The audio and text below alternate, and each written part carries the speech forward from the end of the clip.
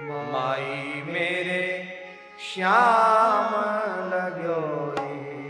अब कलयुग में भगवान का स्वरूप क्या है?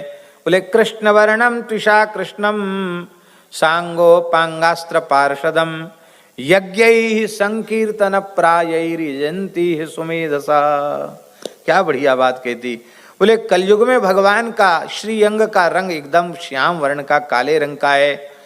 मणियों से नीलमणि की जैसी कांति निकलती रहती है और भगवान के अंग में कौस्तुभ मणि, अंग उपांग, सुदर्शन चक्र आदि से युक्त भगवान है।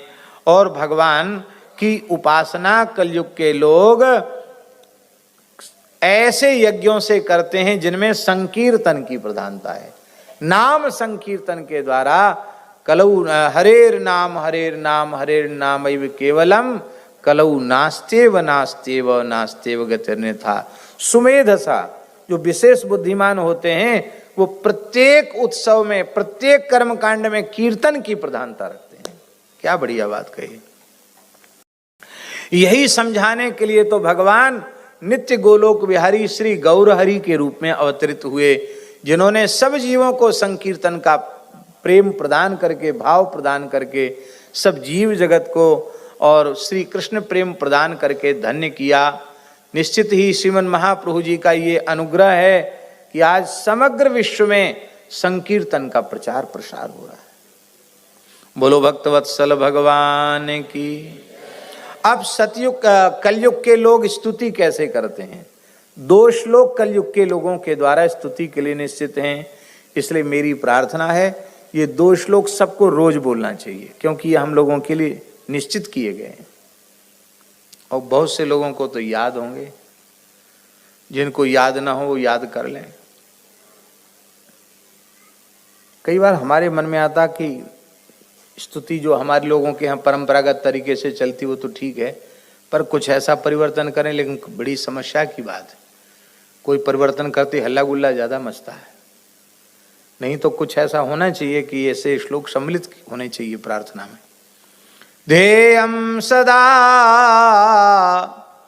परिभवग्नमभीष्टदोहं तीर्थास्पदं शिवविरिञ्चिनुतं शरण्यं भृत्यार्तिहं प्रणतपालभवाब्धिपोतं वन्दे महापुरुषते चरणारविन्दं त्यक्त्वा सुदुस्त्यज सुरेप्सितराज्यलक्ष्मीं धर्मिष्ठ आर्यवचसा यदगादरण्यं मायामृगं दयितयेप्सितमन्वधावत् वंदे महापुरुषते चरणारविंदम। इन दो श्लोकों की व्याख्या हम फिर कभी भगवान ने चाहा तो करेंगे।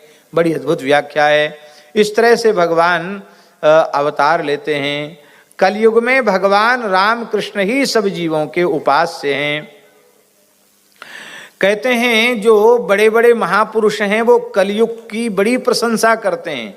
कलिम सभाजयन्त्यार्यः गुणज्ञा सारभागिनः यत्र संकीर्तने नैव सर्वस्वार्थो विलभ्यते। कलयुग की इतनी बड़ाई करते हैं कि यहाँ नाम संकीर्तन से ही जीवों को सब कुछ प्राप्त हो जाता है। महाराज जी विचित्र बात लिखी है।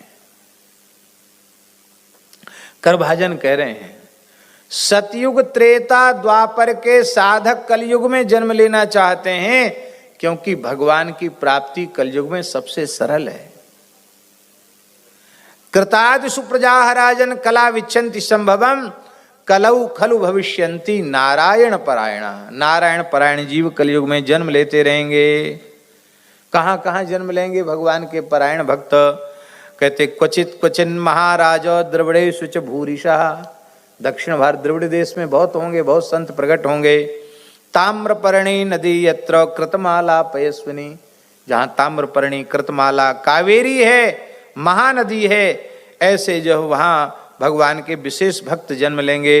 इन दक्षिण भारत की नदियों का जो जल पीने वाले होंगे वो प्रायो भक्ता भविष्यन्ति। वो सब भक्त हो जाएंगे भगवान के, उनका निर्मल अंतःकरण हो जाएगा।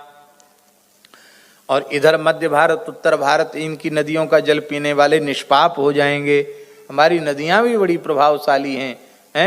पूज्य संपूर्णानंद जी महाराज कहते थे, ज्ञान चाहिए तो गंगा जी के किनारे चले जाओ, वैराग्य चाहिए तो नर्मदा जी के किनारे चले जाओ, और प्रेम चाहिए तो यमुना जी के किनारे चले जाओ। बोलो भक्तवत्सल भगवान की। अब एक बात कह रहे हैं, देवर्षि भूताप्ति नृणाम पितॄणाम न किंकरो नाय मणिचराजन सर्वात्मना यश शरणम शरण्यम गतो मुकुंदम परिहृत्य कर्त्रम। बोले जो सर्वतो भावेन कर्तापने का अहंकार त्याग कर भगवान की शरण में आ गया है, वो न किसी देवता का कर्जदार है, न ऋषि का, न पितर का, वो तो महाराज मुक्त हो गया, जीते जी मुक्त हो गया।